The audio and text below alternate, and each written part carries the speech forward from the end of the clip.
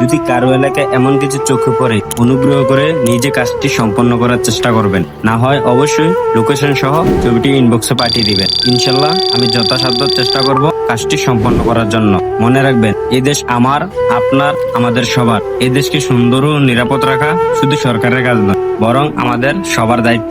আসুন দায়িত্বশীল নাগরিক হয়ে আমরা সকলে মিলে আমাদের প্রিয় মাতৃভূমিকে রক্ষা করি ও ভালোবাসি। ভালো থাকবেন, সুস্থ থাকবেন। আসসালামু আলাইকুম রহমতুল্লাহ।